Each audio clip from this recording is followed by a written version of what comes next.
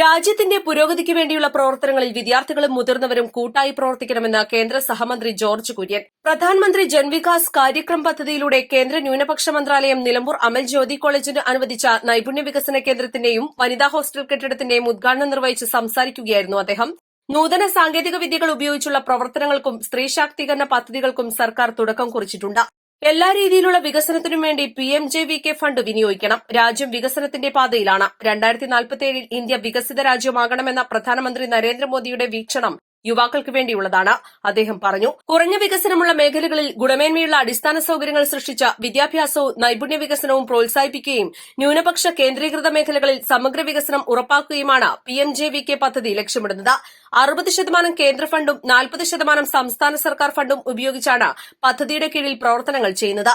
7.92 കോടി രൂപ ചെലവിലാണ് നൈപുണ്യ വികസന കേന്ദ്രത്തിന്റെ നിർമ്മാണം പൂർത്തീകരിച്ചത്.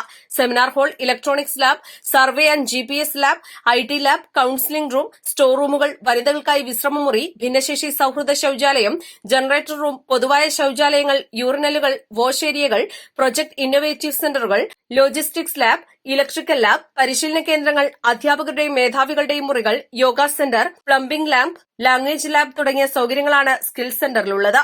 9.97 കോടി ചെലവിലാണ് ഗേൾസ് ഹോസ്റ്റൽ നിർമ്മിച്ചിരിക്കുന്നത്. ഡിഗ്രി പഠിതാക്കൾക്ക് 156 കിടക്കുകൾ, PG പഠിതാക്കൾക്ക് 48 കിടക്കുകൾ, ഡോർമെട്രിയിൽ 12 കിടക്കുകൾ, മെട്രൺ മുറി, വിശാലമായ സ്റ്റുഡന്റ് റൂമുകൾ, ഡൈനിംഗ് ഹാൾ, അടുക്കള, gym, multipurpose hall, office, utility ഏരിയകൾ, ശൌചാലയങ്ങൾ, യൂറിനലുകൾ, വാഷ് ഏരിയകൾ തുടങ്ങി നിരവധി ആധുനിക സൌകര്യങ്ങളാണ് ഒരുക്കിയിട്ടുള്ളത്.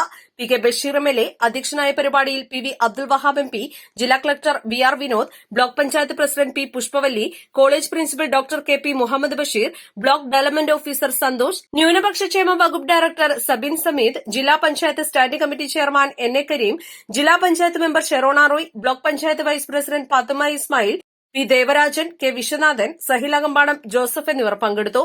East Live, Nilambur.